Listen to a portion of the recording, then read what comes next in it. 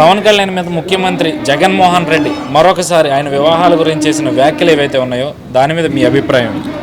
పవన్ కళ్యాణ్ గారి మీద జగన్మోహన్ రెడ్డి చూపించే వ్యాఖ్యలు ఏంటంటే అన్న, ఆయన చేసే అంటే పథకాలు అనేది ఏమి లేదన్న.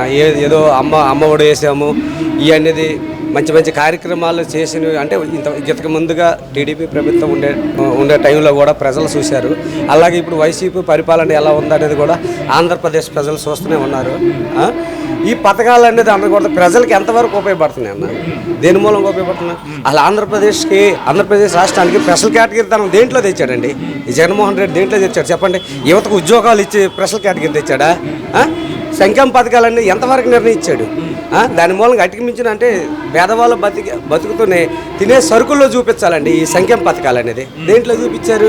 అమ్మకు ఒడుకు పొద్దున్నే అదే నెలకు వచ్చేటప్పుడు ఒక 2000 2500 రూపాయలు వేసి ఉన్న కరెంటు బిల్లులు పెంచి, రైసులు పెంచి, ఇలాంటి కూరగాయల ధరలు పెంచి రాష్ట్రాన్ని అనకూడదు కానీ మరి మన ఆంధ్రప్రదేశ్ చేసుకున్న దౌర్భాగ్యతనం ఏంటో కానీ ప్రజల్లో ఈయన గెలిపించడమే అనే లెక్కల్లో మేము అనుకుంటామండి. అంతకుమించి ఈయన చేసే స్పెషల్ కేటగిరీ తరం కానీ పరిపాలన కానీ ఏమైనా శుద్ధ వాళ్ళ మనసాక్షి తెలుసుకోవాలి. మనం అంటానికి కాదండి, వాళ్ళ మనసాక్షి తెలుసుకొని మాట్లాడాలి. ఈ వైసీపీ ఎమ్మెల్యేలు కానీ ఎంపీలు కానీ ఏ ఒక్క నాయకుడు కూడా బాధ్యతగా తీసుకొని ఆంధ్రప్రదేశ్ రాష్ట్ర ప్రజలకి ఒక అనుకూలంగా ఉన్నారేమో చెప్పమనండి. ఎంతసేపు అదే అంటే 3 పెళ్ళిళ్ళు ప్యాకేజీ స్టారు 3 పెళ్ళిళ్ళు నమస్కారం 3 పెళ్ళిళ్ళు అనే మాటే కానీ వీళ్ళు ఏమైనా సరే వీళ్ళు చేసే పరిపాలన ఏమైనా ఉందా చెప్పండి? నాకు తెలిసింది నేను చెప్తున్నాను సార్. స్పెషల్ కేటగిరీ తరం అంటే యువతకు ఉద్యోగాలు ఇచ్చింది ఇట్లా చూపించాలండి. అన్ని పథకాలు అన్ని రేట్లు పెరిగిపోయి ఇలా సామాన్యుడు ఎవడైనా సరే ఒక ఇల్లు కట్టుకోగలుగుతున్నాడా చెప్పండి సార్?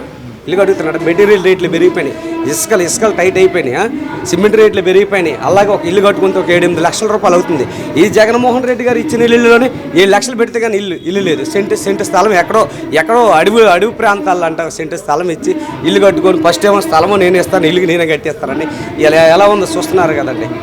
ఇవాళ పేదవాడు అనకూడదు కానీ అక్కడ ఇల్లుని చూసుకొని బతుకుతాడు. 7 లక్షల రూపాయలు అప్పు తెచ్చి ఎక్కడ తెస్తారు? ఇలా 6-7 లక్షల రూపాయలు ఎక్కడ తెస్తారు? దొడ్డీలు తెచ్చి పెట్టుకుంటున్నారు. ఈ పథకాలంటే ఆంధ్రప్రదేశ్ రాష్ట్రాన్ని గుండెల సాక్షిగా అనకూడదు, భగవంతుడు సాక్షి మనసాక్షి చెప్పుకోమనండి. ప్రజలు ఇవాళ ఏ రకానికి బతుకుతున్నారు, ఏ రకానికి లేదో, మనం ఇచ్చే పథకాలు ఏంటో, మన పరిపాలన ఏంటో ఆంధ్రప్రదేశ్ రాష్ట్ర ప్రజలు తెలుసుకోవట్లేదా? ఇంకెంతకాలండి ఈ అనకూడదు కానీ ఈ ఎమ్మెల్యేలు కానీ ఎంపీలు కానీ అనకూడదు కానీ వీళ్ళు చేసే పరిపాలన వదిలేసి 3 పెళ్ళిళ్ళు ప్యాకేజ్ స్టారు. ఆంధ్రప్రదేశ్లో ఏ నాయకుడైనా సరే మంచి చేయాలనుకుంటే అది సాధ్యం అవదండి. ఒకటి చెప్పండి, అవనవరండి మంచి చేసే వాళ్ళు గెలవనివ్వరండి. అలాగే ఇలా టీడీపీ జనసేన పొత్తుల్లోకి వెళ్ళేటప్పుడు అవినేత నిర్ణయాలు, అలాగే ఆంధ్రప్రదేశ్ రాష్ట్రంలో ఏంటి మన అసెంబ్లీ స్థానాన్ని అధికారంలోకి అడుగు పెడితే అభినేతలు నిర్ణయం తీసుకుంటారు. అంటే ఎవరు సీఎం ఎవరు లేదనేది. కానీ మన ప్రజలు కూడా మనం మార్పు రావాలి. అలాగే మనం కూడా ఏమనుకుంటాం, పవన్ రావాలి, పాలన మారాలనుకుంటున్నాం. అలాగే 2 టీడీపీ జనసేన పొత్తుల్లో వచ్చిన సమస్యల్లో ప్రతి ఒక్క భారత పౌరుడు కూడా ఆలోచించి ఈసారి ఓటు వేయాల్సిందిగా మనస్ఫూర్తిగా నేను అనుకుంటున్నాను. ఈ పొత్తు ఏదైతే ఉందో జనసేన టీడీపీ పొత్తు, దాని మీద కూడా విమర్శలు విపరీతంగా చేస్తూ ఉన్నారు వైసీపీ నాయకులు.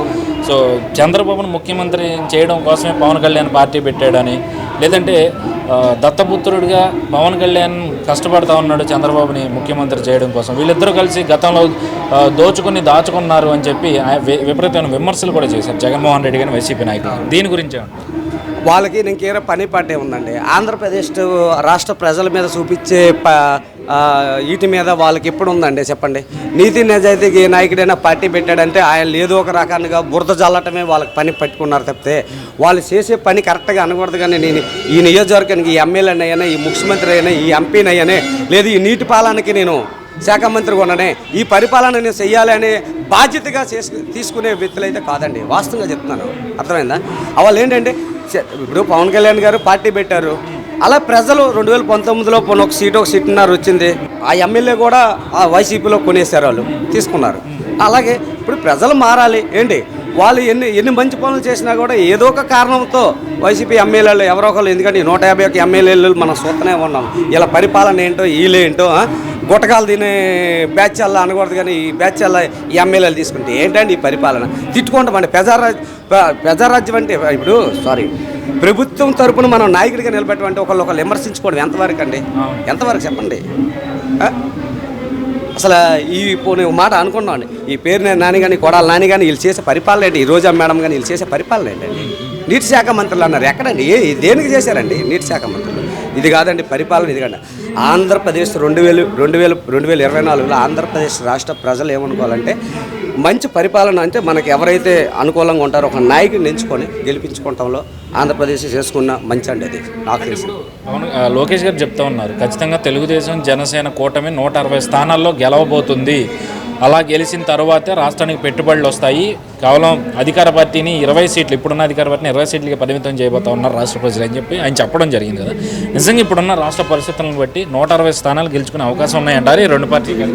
టీడీపీ జనసేన ఒక 100, 140, 150, 140, 130, 140 స్థానాలు అయితే మట్టుకు గ్యారంటీ టీడీపీ జనసేన అండి కలిపి పొత్తుల్లోకి వెళ్తుంది. కాబట్టి ఈ రెండు పార్టీలు 120, 130, 140 స్థానాలు అయితే మట్టుకు మేము ఎక్స్పెక్ట్ చేస్తున్నామండి.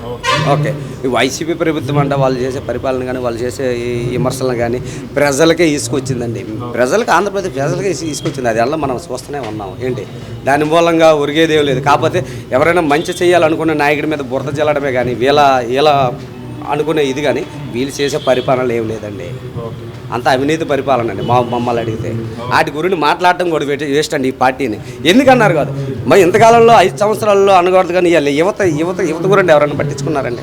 ఏం మాట్లాడితే అనకూడదు కానీ జగన్మోహన్ రెడ్డి బటన్ నొక్కాను అంటే బటన్ నొక్కడం పెద్ద గొప్ప ఏంటండి? ఎవరింట్లో బటన్ నొక్కారు? ఎవరింట్లో నొక్కారండి? మన జోబీల్లో డబ్బే తెల్లారులు అయితే అన్నింటి మీద ట్యాక్సీలు పడతాయి. ఎవరి డబ్బు అండి? ఎవరి డబ్బు? మనది కాదా? మన కష్టపడిన వాళ్ళది కాదా? బటన్ నొక్కానంటే బటన్ ఏమన్నా వాళ్ళ ఇంట్లో ఉంది, వాళ్ళు ఏమన్నా బ్యాంకులో ఇచ్చేస్తారా ఏంటండి? కష్టపడి ఇవాళ అనకూడదు కానీ ఒక ప్రజల సొమ్ము కాదు, ఒక ప్రభుత్వం సొమ్ము కాదు. అలాగే పవన్ కళ్యాణ్ గారు కౌలు రైతులు ఆదుకున్నారు, ఎంతోమందికి ఆర్థిక సాయం చేశారు. ఇలా మళ్ళీ మీరన్నట్టు ఒక ఎమ్మెల్యే లేడు, ఒక ఎంపీ లేడు, ఒక ముఖ్యమంత్రిగా అంటే ఒక అండగా నిలబడే వ్యక్తులు లేడు. ఇవాళ కళ్యాణ్ గారు ఎంతో ప్రజలకు అండగా ఉన్నాడు. అలాగే టీడీపీ జనసేన 2024లో పొత్తుల్లో నడుస్తుంది కాబట్టి వాళ్ళు గుర్తించుతారని చెప్పి మనస్ఫూర్తిగా అనుకుంటాను. జై జనసేన. Thank you.